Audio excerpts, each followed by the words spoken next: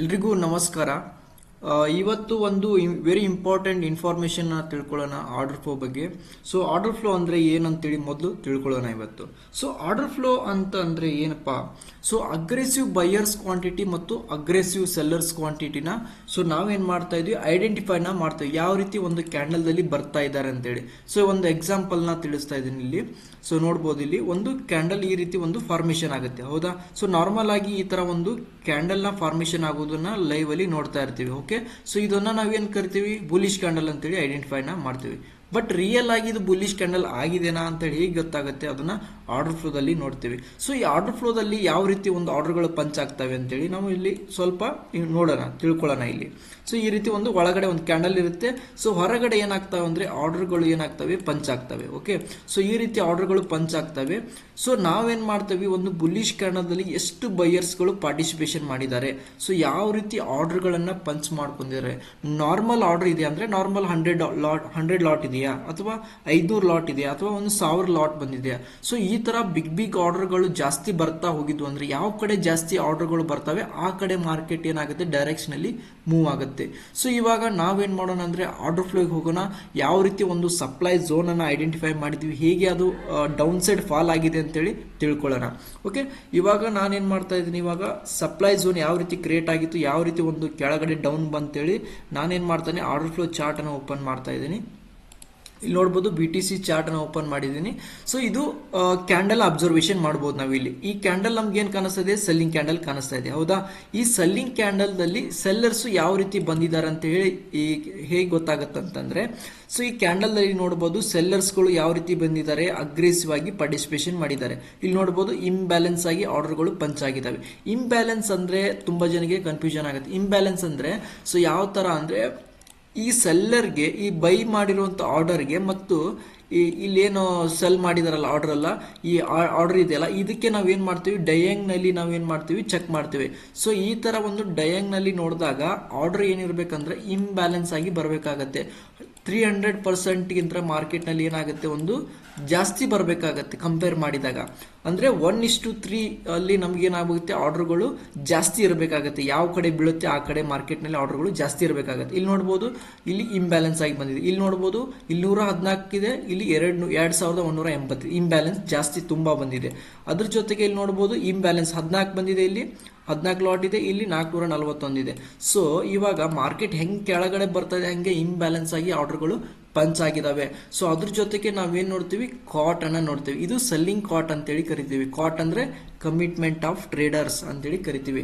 ಅದ್ರ ಜೊತೆಗೆ ಕೆಳಗಡೆ ಕಾಣ್ತಾ ಇದೆ ಗ್ರೀನ್ ಬಾಕ್ಸ್ ಅಲ್ಲಿ, ಸೊ ಅದನ್ನ 150 ಕಾತಿದೆಯಲ್ಲ, ಅದನ್ನ ಬೈಯಿಂಗ್ ಕಾಟ್ ಅಂತೇಳಿ ಕರಿತೀವಿ. ಕಮಿಟ್ಮೆಂಟ್ ಆಫ್ ಟ್ರೇಡರ್ಸ್, ಬೈಯರ್ಸ್ ಅಂತೇಳಿ ಕರಿತೀವಿ. ಈ ಕ್ಯಾಂಡಲ್ ಅಲ್ಲಿ ಕಮಿಟ್ಮೆಂಟ್ ಯಾರು ಜಾಸ್ತಿ ಆಗಿದ್ದಾರೆ, ಇಲ್ಲಿ ನಮಗೆ ಸೆಲ್ಲರ್ಸ್ ಕಮಿಟ್ಮೆಂಟ್ ಸ್ಟ್ರಾಂಗ್ ಇದೆ ಅಂತೇಳಿ ಅರ್ಥ. ಓಕೆ, ಸೊ ಅದ್ರ ಜೊತೆಗೆ ಈ ಕ್ಯಾಂಡಲ್ದಲ್ಲಿ ಸೆಲ್ಲರ್ಸ್ಗಳು ಕೂಡ ಏನಾಗಿದ್ದಾರೆ, ಸ್ಟ್ರಾಂಗ್ ಆಗಿ ಪಾರ್ಟಿಸಿಪೇಷನ್ ಮಾಡಿದ್ದಾರೆ. ಸೊ ಈ ಸ್ಟ್ರಾಂಗ್ ಆಗಿ ಪಾರ್ಟಿಸಿಪೇಷನ್ ಮಾಡಿದ್ದಾರೆ ಅಂತ ಹೇಳಿ ಸೊ ನಾವು ಕ್ಯಾಂಡಲ್ದಲ್ಲಿ ಆರ್ಡರ್ಸ್ಗಳನ್ನ ನೋಡ್ತೀವಿ. ಅದ್ರ ಜೊತೆಗೆ ಏನ್ ನೋಡ್ತೀವಿ, ಡೆಲ್ಟಾನ ನೋಡ್ತೀವಿ, ಹೌದಾ? ಸೊ ನಂಗೆ ನಿಜವಾಗ್ಲೂ ಇದು ರಿಯಲ್ ಸೆಲ್ಲಿಂಗ್ ಕ್ಯಾಂಡಲ್ ಅಂತ ಹೇಗೆ ಗೊತ್ತಾಗುತ್ತೆ ಅಂದ್ರೆ ಡೆಲ್ಟಾನ ನೋಡ್ಬೇಕಾಗತ್ತೆ. ಸೊ ಡೆಲ್ಟಾ ಏನ್ ಹೇಳುತ್ತೆ ನಮಗೆ, so aggressive buyers quantity, okay, aggressive buyers quantity plus,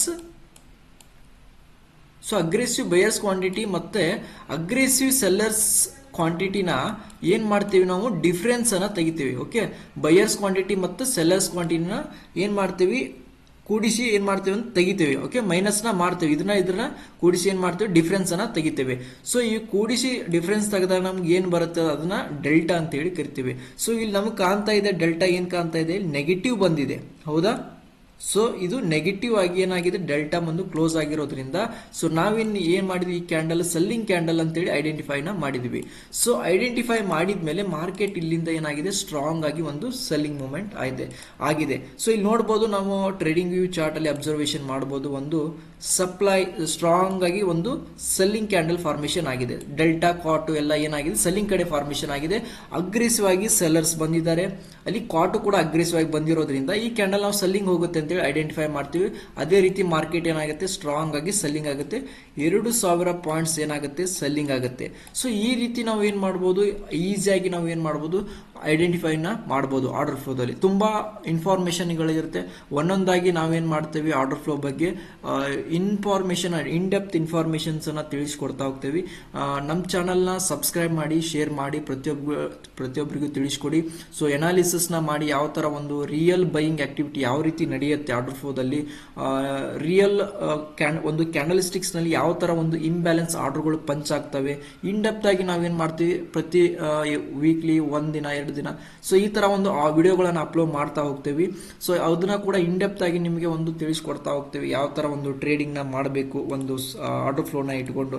in depth ಆಗಿ ನಾವು ಏನ್ ಮಾಡ್ತೀವಿ, ಐಡೆಂಟಿಫೈ ಮಾಡಿ ನಿಮಗೆ ಒಂದು ಎಕ್ಸ್ಪ್ಲನೇಷನ್ ಕೊಡ್ತಾ ಇರ್ತೇವೆ, ಯಾವ ತರ ಒಂದು ಟ್ರೇಡ್ ಅನ್ನ ಮಾಡ್ಬೇಕಂತೇಳಿ. ಸೊ ಎಲ್ಲರೂ ಕೂಡ 90% ಜನ ಫೇಲ್ಯೂರ್ ಯಾಕೆ ಆಗ್ತಿದ್ದಾರೆ ಅಂದ್ರೆ ಸ್ಟಾಕ್ ಮಾರ್ಕೆಟ್ ನಲ್ಲಿ ಒಂದು ಕ್ಯಾಂಡಲಿಸ್ಟಿಕ್ಸ್ ಅನ್ನ ಬೇಸ್ ಆಗಿ ಇಟ್ಕೊಂಡು ಟ್ರೇಡಿಂಗ್ ಮಾಡ್ಲಿಕ್ಕೆ ಹೋಗ್ತಾ ಇದ್ದಾರೆ. ಬಟ್ ಯಾಕೆ ತುಂಬಾ ಜನ ಫೇಲ್ಯೂರ್ ಆಗ್ತಾ ಇದ್ದಾರೆ, ಯಾಕಂದ್ರೆ ಒಂದು ಸರಿಯಾಗಿ ಒಂದು ಕನ್ಫರ್ಮೇಶನ್ ಕ್ಯಾಂಡಲ್ ನಾವು ಬರುವವರೆಗೂ ನಾವು ವೇಟ್ ಮಾಡಬೇಕಾಗಿದೆ. ನಿಜವಾಗಿ ಅಲ್ಲಿ ಇನ್ಸ್ಟಿಟ್ಯೂಷನ್ದವ್ರು ಇದಾರಾ ಇಲ್ಲ ಅಂತೇಳಿ ಐಡೆಂಟಿಫೈ ಮಾಡ್ಕೊಂಡು ನಾವೇನ್ ಮಾಡಬೇಕು, ಟ್ರೇಡ್ ಅನ್ನ ಮಾಡಬೇಕಾಗುತ್ತೆ. ತುಂಬಾ ಜನ ಏನ್ ಮಾಡ್ತಾರೆ, ಯಾವ್ದಾವ್ದೋ ಒಂದು ಬುಲ್ಲಿಶ್ ಕ್ಯಾಂಡಲ್ ಅಂತ ಹೇಳ್ತಾರೆ, ಬೇರಿಶ್ ಕ್ಯಾಂಡಲ್ ಅಂತ ಹೇಳಿ ಕರೀತಾರೆ.